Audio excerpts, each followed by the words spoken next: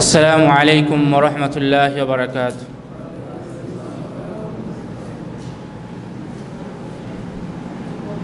إن الحمد لله نحمده ونستعينه ونستغفره ونعوذ بالله من شرور أنفسنا ومن سيئات أعمالنا. من يهده الله فلا مضل له ومن يضلله فلا هادي له. وأشهد أن لا إله إلا الله وحده لا شريك له وأشهد أن محمدًا عبده ورسوله.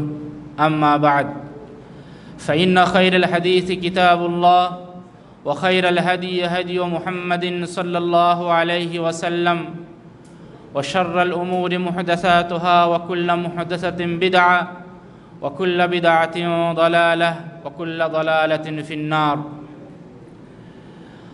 قال الله تعالى: أعوذ بالله من الشيطان الرجيم. قل إن كنتم تحبون الله فاتبعوني يحببكم الله ويغفر لكم ذنوبكم. وقال النبي صلى الله عليه وسلم: من أحدث في أمرنا هذا ما ليس منه فهو رد. সম্মানিত দিনদরদি ভাই সকল, সমস্ত প্রশংসা গণগান সেই মহান আল্লাহ তাবারাক ওয়া তাআলার জন্য, যার প্রশংসা করে শেষ করা যায় না, যাবে না, যার রহমতে বরকতে আমরা জুমার নামাজ পড়ে মাসিক এই ওয়াজ মাহফিলে বসার তৌফিক পেয়েছি। তাই আমরা সকলেই বলি আলহামদুলিল্লাহ।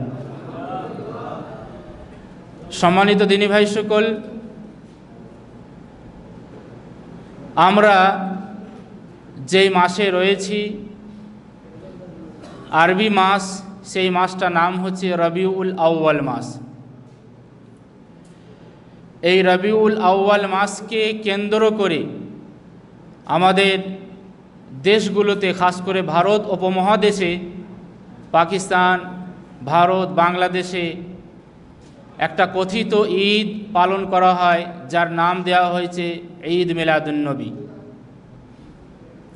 এই ঈদ মিলাদুন্নবী রাসূলুল্লাহ সাল্লাল্লাহু আলাইহি ওয়াসাল্লাম কি নিজের জীবনে কখনো পালন করেছেন কি না, এটা আমরা দেখব। সাহাবে কেরাম, তাবে তাবিন, আইম্মাগণ, মুহাদ্দিসিনে কেরাম পালন করেছেন কি না, এটা আমরা দেখব। সম্মানিত দিনী ভাই সকল, আমাদের দেশে দেখবেন অনেক হুজুররা বলে থাকে যে কিছু কিছু হুজুর শুধু খালি বিদাত বিদাত করে থাকে। যদি ঈদ মিলাদুন্নবী বিদাত হয়, যেহেতু নব আবিষ্কৃত, তাহলে এই ঘড়িও বিদাত, মাইক বিদাত, ক্যামেরা বিদাত, ইত্যাদি ইত্যাদি।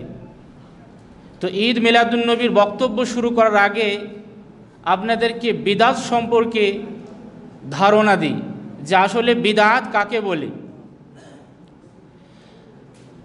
বিদাতের শাব্দিক অর্থ হচ্ছে নব আবিষ্কৃত, কোনো নতুন জিনিস বানানো। আপনি মাইক বানিয়েছেন, এটাও বিদাত। ক্যামেরা ইত্যাদি, ঘড়ি, এটাও বিদাত, নব আবিষ্কৃত। কিন্তু ইসলামের পরিভাষাতে, দ্বীনের পরিভাষাতে বিদাত কাকে বলে, এটাই আমাদেরকে জানতে হবে। বিদাত বলা হয় ইসলামের মধ্যে, অর্থাৎ এই দ্বীন ধর্মের মধ্যে কিছু নতুন জিনিস অ্যাড করা, সংযোজন করা, যা কুরআনে নাই, হাদিসে নাই, খোলাফায়ে রাশিদিনদের সুন্নতে নাই। আরও স্পষ্ট করে বলি, ইসলামিক লেবেল লাগিয়ে সওয়াবের আশায় এমন কিছু কাজ করা যা কুরআনে নাই, হাদিসে নাই, সাহাবে কেরামদের সুন্নতে নাই, এটাই হচ্ছে বিদাত। আপনি ঘড়ি পরেন, মোবাইল ব্যবহার করেন, মাইক ব্যবহার করেন, এগুলো সওয়াবের আশায় করেন না, এইগুলা আমাদের কাজে আসে। হ্যাঁ, এই জিনিসটাই যদি আপনি, যে আমি ঘড়ি ব্যবহার করছি, এই মাইক ব্যবহার করছি, এই ক্যামেরা ব্যবহার করছি, এই ক্যামেরা ব্যবহার করলে একটা হজের সওয়াব পাবো, একটা উমরার সওয়াব পাবো, তখনই আপনার বিদআত হয়ে যাবে। ধর্মের মধ্যে এমন কিছু জিনিস আপনি অ্যাড করলেন, আপনার নিয়ত ভালো আছে, অথচ সেই কাজটা রসুল বলেন নাই, করেন নাই, এটাই হচ্ছে বিদআত। টঙ্গীর ময়দানে যদি আপনি এই ভেবে যান যে সেখানে গেলে একটা হজের সওয়াব পাবো, তাহলে আপনাকে কোরআন থেকে হাদিস থেকে দলিল লাগবে। আমরা জানি হজ হয় আরাফার ময়দানে, কোরআনে আছে, হাদিসে আছে। এখন আপনি যদি ভাবেন যে একটা হজের সওয়াব আপনি ওই জায়গাতে গিয়ে পাবো, তাহলে আপনাকে কোরআন থেকে দলিল লাগবে, হাদিস থেকে দলিল লাগবে। দলিল যদি আপনি দিতে না পারেন, এটাই হবে বিদআত।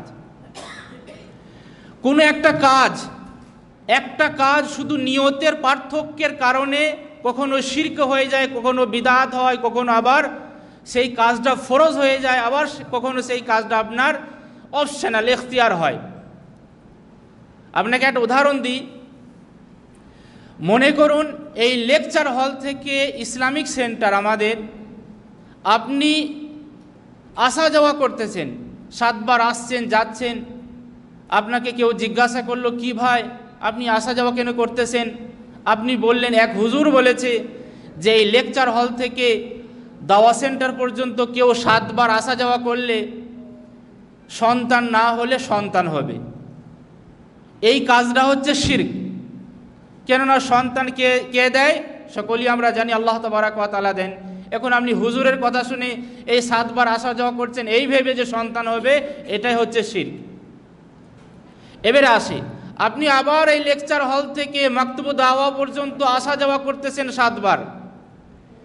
আপনাকে কেউ জিজ্ঞাসা করলো যে কি ভাই আপনি আসা যাওয়া কেন করতেছেন, চলাফেরা কেন করতেছেন, কেন হাঁটতেছেন? আপনি বললেন যে এক হুজুর বলেছে যে এখানে 7 বার আসা যাওয়া করলে একটা হজের সওয়াব পাবো, এই জন্যই আমি চলাফেরা করতেছি। এটাই হচ্ছে বিদআত। আপনার নিয়ত ভালো, কাজ ভালো, কিন্তু আপনি এমন এক সওয়াবের আশায় যাচ্ছেন যা কোরআনে নাই, হাদিসে নাই, এটা হচ্ছে বিদআত। আবার আপনি আসা যাওয়া করতেছেন, আপনাকে জিজ্ঞাসা করা হলো, কি ভাই কেন চলাফেরা করতেছো? আপনি বললেন আমার কফিল আমাকে টাকা দেয় চলাফেরা করার জন্য। তখন এই কাজটা আপনাকে অবশ্যই করতে হবে, কেননা আপনি এই কাজের জন্য টাকা নিচ্ছেন। আবার আপনি চলাফেরা করতেছেন, কেউ আপনাকে বলতেছে কেন চলাফেরা করতেছো? আপনি বলতেছেন যে আমার শরীর একটু মোটা হয়ে গেছে, আমার ফ্যাট কমানোর জন্য, চর্বি কমানোর জন্য আমি চলাফেরা করতেছি। এটা হচ্ছে অপশনাল, আপনি যেতে পারেন বা নাও যেতে পারেন। একই কাজ নিয়তের পার্থক্যের কারণে সেই কাজটা শিরক হচ্ছে, আবার সেই কাজটা বিদআত হচ্ছে, আবার সেই কাজটা ফরজ হয়ে যাচ্ছে, আবার সেই কাজটা আপনার অপশনাল হচ্ছে। সেই রকমই আপনি ভালো একটা কাজ ভাবছেন, এই কাজটা করলে কি ক্ষতি আছে, আমি তো সওয়াবের আশায় করছি, কিন্তু না, সেই কাজটা যদি প্রমাণিত না হয় কোরআন থেকে, হাদিস থেকে, সাহাবে কেরামদের সুন্নত থেকে, সেই কাজটা বিদআত হয়ে যাবে। এখন আপনি মনে করুন জোহরের 4 রিকাত ফরজ নামাজ, আপনি এখন ভাবছেন যে 5 রিকাত পড়ি। 5 রিকাতে আপনি তো আর গান বাজনা করবেন না। 5 রিকাত যদি আপনি পড়েন, সেখানে সূরা ফাতিহা পড়বেন, অন্য সূরা পড়বেন, তারপরে দোয়া দরুদ পড়বেন। সমস্যাটা কি? সমস্যা এখানেই যে রসুল বলেন নাই, করেন নাই, রসুল একটা হুকুম দিয়ে গিয়েছে, এখন আপনি বাড়তি করছেন, এটাই সমস্যা। তো দিনের ভেতরে সওয়াবের আশায় এমন কিছু কাজ করা, যেই কাজটা রসুল বলেন নাই, করেন নাই, এটাই হচ্ছে বিদআত। সম্মানিত দিনী ভাই সকল, মাহে রবিউল আউয়াল মাস, এই মাসের 12 তারিখকে কেন্দ্র করে যারা দেখবেন নামাজ কালাম ভালো করে করে না, ইসলামিক অনুশাসনকে মেনে চলে না, তারা যখন 12 তারিখ আসবে তখন একবার ইয়া রাসূলুল্লাহ মারহাবা বলে রাসূলুল্লাহ সাল্লাল্লাহু আলাইহি সাল্লামের সাথে ভালোবাসার আপনার ঢং দেখাবে। রাসূলুল্লাহ সাল্লাল্লাহু আলাইহি ওয়াসাল্লামকে ভালোবাসা কোনো এক দিনের জন্য খাস নয়, কোনো এক মিনিটের জন্য খাস নয়, বরং আপনার জন্ম থেকে মৃত্যু প্রত্যেকটা মুহূর্তে রাসূলুল্লাহ সাল্লাল্লাহু আলাইহি সাল্লামকে ভালোবাসতে হবে। আপনার ভালোবাসা রাসূলুল্লাহ সাল্লাল্লাহু আলাইহি সাল্লামের সাথে কার থেকে বেশি হবে? আপনার নিজের জানের থেকে বেশি হবে, আপনার স্ত্রী সন্তান থেকে বেশি হবে, আপনার পিতামাতার থেকে বেশি হবে, সমগ্র দুনিয়াবাসীর থেকে বেশি ভালোবাসা যতক্ষণ পর্যন্ত রাসূলুল্লাহ সাল্লাল্লাহু আলাইহি সাল্লামের সাথে না হবে, আপনার ভালোবাসা পরিপূর্ণ হবে না। সম্মানিত দিনী ভাই সকল, দেখেন রাসূলুল্লাহ সাল্লাল্লাহু আলাইহি সাল্লামকে ভালোবাসতে গেলে আপনাকে কি করতে হবে? আল্লাহ তাবারাক ওয়া তাআলা বলেছেন, ও রাসূলুল্লাহ সাল্লাল্লাহু আলাইহি ওয়াসাল্লামও নিজে বলে দিয়েছেন।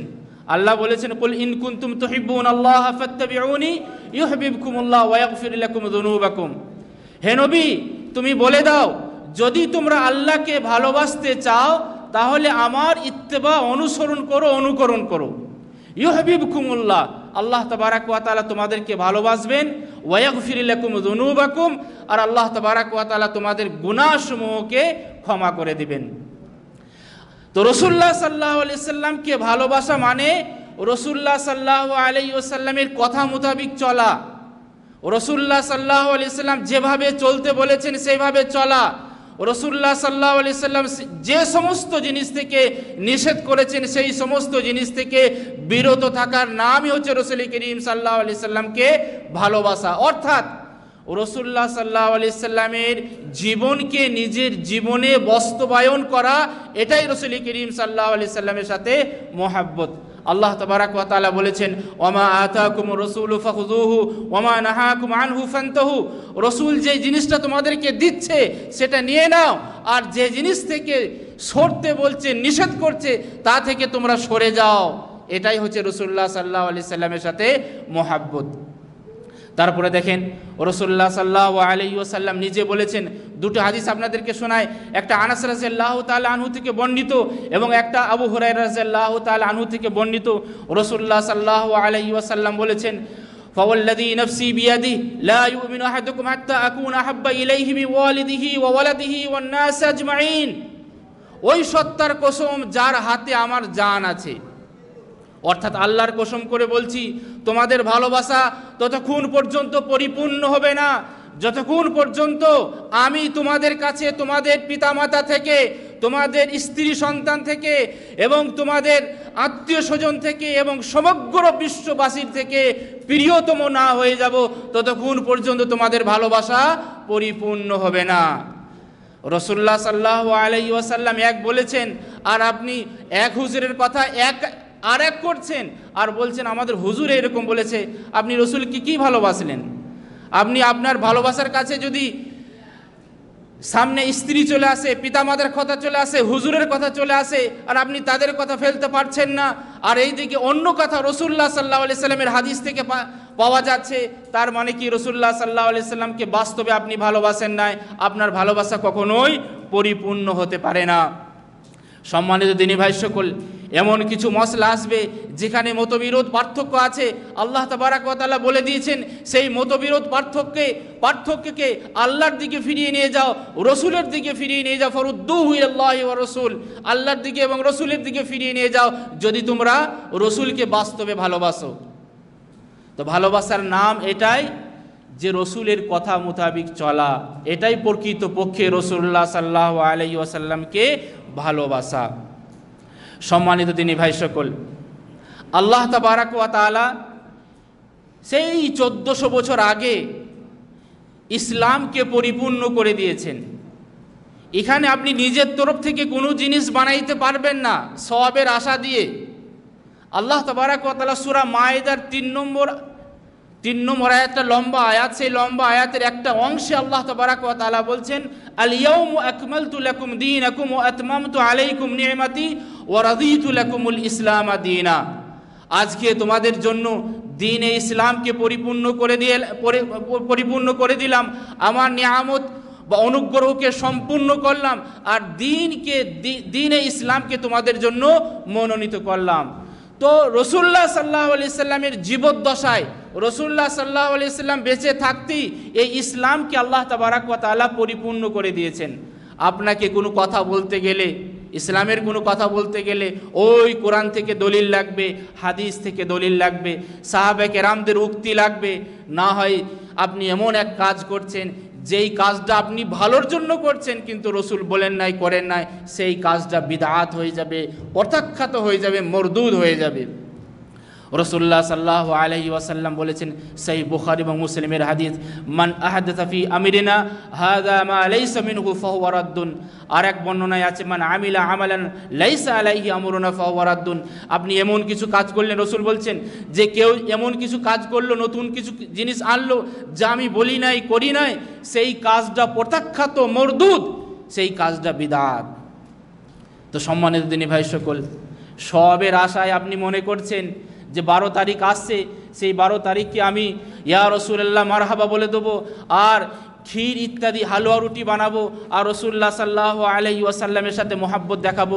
কোনোদিন আপনি এই মহব্বত, ভালোবাসার আপনি মালিক হবেন না, এটা আপনি বিদআত করবেন।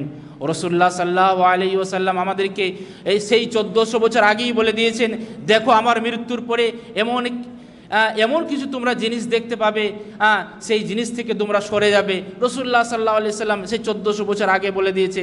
আর আমরা খুতবাতেও যখন দেখবেন খুতবা পড়ি, তো খুতবাতে একটা শব্দ পড়ি যে কুল্লু বিদআ। এই কুল্লু বিদআ মানে প্রত্যেকটা গোমরাহি হচ্ছে, প্রত্যেকটা বিদআতই হচ্ছে পথভ্রষ্ট, আর এই পথভ্রষ্ট আপনাকে জাহান্নামের দিকে নিয়ে যাবে। আমরা যখনই খুতবা পড়ি এই শব্দ বিদআতিন বিদআতিন অকুল্লু বিদআতিন দালালা পড়ি, আবার অকুল্লু দালালাতিন ফিন্নার পড়ি। আবার আমরা যখন সেই খুতবা থেকে ফিরে আসি, তখন সমাজে নতুন নতুন জিনিস আমরা আবিষ্কার করি, সবের আশাতে ইসলামিক লেবেল লাগিয়ে। সম্মানিত দিনী ভাই সকল, এবারে আসি আপনাদেরকে বলি, ইসলামে পালনীয় প্রধান ঈদ হচ্ছে দুটো, ঈদ উল ফিতর এবং ঈদ উল আজহা। আর সাপ্তাহিক জুমার দিনকে, এই জুমার দিনকে সাপ্তাহিক ঈদ বলা হয়। সেই জন্য আমরা জুমার দিনে রোজা রাখি না, বরং খাওয়া দাওয়া করে বলিষ্ঠ হয়ে আল্লাহ তাবারাক ওয়া তাআলা দরবারে গিয়ে আমরা ইবাদত করি। তো প্রধান ঈদ হচ্ছে আপনার ঈদ উল ফিতর এবং ঈদ উল আজহা। তৃতীয় কোনো ঈদ আপনাকে খুঁজতে গেলে, আবিষ্কার করতে গেলে আপনাকে ওই কোরআন থেকে দলিল লাগবে, হাদিস থেকে দলিল লাগবে, খোলাফায়ে রাশিদিনদের থেকে আপনাকে দলিল লাগবে। এবারে আসি, রাসূলুল্লাহ সাল্লাল্লাহু আলাইহি ওয়াসাল্লামের নবুয়তি জীবন ছিল, নবী হওয়ার পর নবুয়তি জীবন ছিল 23 বছর, মক্কায় 13 বছর, মদিনায় 10 বছর। এই 23 বছরে রাসূলুল্লাহ সাল্লাল্লাহু আলাইহি ওয়াসাল্লাম একাকী হোক বা রাষ্ট্রীয়ভাবে হোক, কখনোই কি ঈদ নিজের জন্মবার্ষিকী পালন করেছেন? একটাও জাল জয়ীফ তো দূরের কথা, কোনো মৌজু কথা, বানোয়াট কথাও আপনি রাসূলুল্লাহ সাল্লাল্লাহু আলাইহি সাল্লামের নামে পাবেন না। এমনকি যারা এই ঈদ পালন করে থাকে, বেশিরভাগ ক্ষেত্রে দেখবেন যারা মাজারি হয়, পূজারি হয়, যারা আপনার পীরতন্ত্রে বিশ্বাসী বেরেলভী সমাজের লোক, তারাও বলে যে না, রাসূলুল্লাহ সাল্লাল্লাহু আলাইহি সাল্লাম করেন নাই। রাসূলুল্লাহ সাল্লাল্লাহু আলাইহি সাল্লাম কি নিজের বাদ দিলাম, আরও বিগত নবী আম্বিয়াদের জন্মবার্ষিকী পালন করেছেন? এর উত্তর হবে না। তারপরে আসি, রাসূলুল্লাহ সাল্লাল্লাহু আলাইহি সাল্লামের ইন্তেকালের পরে সাহাবে কেরামদের যুগ ছিল এবং খোলাফায়ে রাশিদিনদের যুগ ছিল। আবু বকর রাদিয়াল্লাহু তাআলা আনহু প্রায় 2 বছর খলিফা ছিলেন, ওমর রাদিয়াল্লাহু তাআলা আনহু প্রায় 10 বছর খলিফা ছিলেন, ওসমান রাদিয়াল্লাহু তাআলা আনহু প্রায় 14 বছর খলিফা ছিলেন, আলী রাদিয়াল্লাহু তাআলা আনহু প্রায় আপনার 5 বছর খলিফা ছিলেন। তো এই খিলাফতি আপনার বয়স ছিল প্রায় 40 বছর। আবু বকর রাদিয়াল্লাহু তাআলা আনহু, প্রশ্ন এখন, আবু বকর রাদিয়াল্লাহু তাআলা আনহু তিনি কি একাকী হোক বা রাষ্ট্রীয়ভাবে হোক, খেলাফতের জীবনে হোক, তিনি কি রাসূল করিম সাল্লাল্লাহু আলাইহি সাল্লামের এই ঈদ মিলাদুন নবী দিবস পালন করে গেছেন? এর উত্তর হবে না। ওমর রাদিয়াল্লাহু তাআলা আনহু, ওসমান রাদিয়াল্লাহু তাআলা আনহু, আলী রাদিয়াল্লাহু তাআলা আনহু, তিনারা কি রাসূল করিম সাল্লাল্লাহু আলাইহি সাল্লামের এই জন্মবার্ষিকী পালন করে গেছেন? এর উত্তর হবে না। তো প্রশ্ন হচ্ছে যে আবু বকর রাদিয়াল্লাহু তাআলা আনহু, ওমর রাদিয়াল্লাহু তাআলা আনহু, ওসমান ও আলী রাদিয়াল্লাহু তাআলা আনহুম আজমাইন, এদের থেকেও কি আমাদের ভালোবাসা বেশি? এর উত্তর হবে না। তাদের কিঞ্চিত পরিমাণ আমাদের ভালোবাসা হবে না। তো আবু বকর রাদিয়াল্লাহু তাআলা আনহু কি রাসূল করিম সাল্লাল্লাহু আলাইহি ওয়াসাল্লামকে ভালোবাসেন নাই? তার ভালোবাসা কি অর্ধেক ছিল? ইতিহাস পড়ে দেখুন, গারে সাওরের কথা, আল্লাহ আকবার, সমস্ত গারকে বন্ধ করে দিলেন যেখানে গর্ত ছিল, যাতে করে রাসূল করিম সাল্লাল্লাহু আলাইহি সাল্লামকে কোনো বিষধর দংশন না করতে পারে। একটা গর্ত বাকি ছিল, সেখানে নিজের পা রেখে দিলেন, আর সেখানেই বিষধর জন্তু আবু বকর রাদিয়াল্লাহু তাআলা আনহুকে দংশন করলো। আবু বকর রাদিয়াল্লাহু তাআলা আনহু রাসূল করিম সাল্লাল্লাহু আলাইহি সাল্লামকে জাগালেন না, এই ভেবে যে রাসূলের ঘুম ডিস্টার্ব হয়ে যাবে। যখন রাসূলুল্লাহ সাল্লাল্লাহু আলাইহি সাল্লাম জেগে গেলেন, আবু বকর রাদিয়াল্লাহু তাআলা আনহুর চোখের অশ্রু যখন রাসূল করিম সাল্লাল্লাহু আলাইহি সাল্লামের গায়ে লাগলো, রসুল জেগে গেলেন। আবু বকরকে বললেন, তুমি জাগালে না কেন? আবু বকর রাদিয়াল্লাহু তাআলা আনহু বললেন, হে আল্লাহর রাসূল, আপনি ঘুমিয়েছিলেন, আপনার ঘুম যাতে করে ডিস্টার্ব না হয়, আপনি ডিস্টার্ব না হন, সেই জন্য আপনাকে জাগালাম না। এই ছিল আবু বকর রাদিয়াল্লাহু তাআলা আনহুর ভালোবাসা। ওমর ও ওসমান রাদিয়াল্লাহু তাআলা আনহুর ভালোবাসা কে না জানে? নিজের সমস্ত জিনিস, নিজের সমগ্র জিনিস আল্লাহ তাবারক ওয়া তাআলার রাস্তায় রাসূলুল্লাহ সাল্লাল্লাহু আলাইহি সাল্লামের কাছে এনে রেখে দিয়েছিলেন। আরে আলী রাদিয়াল্লাহু তাআলা আনহু তো রাসূল করিম সাল্লাল্লাহু আলাইহি সাল্লামের চাচাতো ভাই, আবার জামাই। তাহলে এত কাছের লোক হয়েও রাসূল করিম সাল্লাল্লাহু আলাইহি সাল্লামের জন্মবার্ষিকী পালন করেন নাই। তারপরে আসি আবু হানিফা রহমতুল্লাহ আলাই, চার ইমাম, আবু হানিফা রহমতুল্লাহ আলাই, ইমাম মালিক রহমতুল্লাহ আলাই, ইমাম শাফি রহমতুল্লাহ আলাই, ইমাম আহমদ বিন হাম্বল রহমতুল্লাহ আলাই, তাদের জীবনী পড়ুন। কেউ কোনো দিন একাকী হোক বা রাষ্ট্রীয়ভাবে হোক রাসূলুল্লাহ সাল্লাল্লাহু আলাইহি সাল্লামের জন্মবার্ষিকী পালন করে যান নাই। আল্লাহ আকবার। তাহলে কি ইমাম আবু হানিফা রহমতুল্লাহ আলাই রসুলকে ভালোবাসতেন না? ইমাম শাফি রাসূলুল্লাহ সাল্লাল্লাহু আলাইহি সাল্লামকে ভালোবাসতেন না? ইমাম মালিক রাসূল করিম সাল্লাল্লাহু আলাইহি সাল্লামকে ভালোবাসতেন না? ইমাম আহমদ বিন হাম্বল রাহিমাহুল্লাহ, এই সমস্ত আইম্মায়ে কেরাম কি রাসূল করিম সাল্লাল্লাহু আলাইহি সাল্লামকে ভালোবাসতেন না? আল্লাহ আকবার। তাদেরও ভালোবাসার কাছে আমাদের ভালোবাসা এতটুকু বেশি হবে না। এবারে আসি, যারা নিজের জীবন দিয়ে, নিজের জীবনের সব কিছু দিয়ে কষ্ট করে রাসূল করিম সাল্লাল্লাহু আলাইহি সাল্লামের হাদিসগুলোকে একত্রিত করেছিলেন। ইমাম বুখারী রাহিমাহুল্লাহ, ইমাম মুসলিম রাহিমাহুল্লাহ, তারপর ইমাম তিরমিজি, ইমাম নাসাই, ইমাম ইবনে মাজাহ, আরও যে সমস্ত মুহাদ্দিসিনে কেরামরা এসেছেন, তারা কি কখনো রাসূল করিম সাল্লাল্লাহু আলাইহি সাল্লামের এই ঈদ মিলাদুন নবী পালন করে গেছেন? এর উত্তর হবে কখনোই নয়।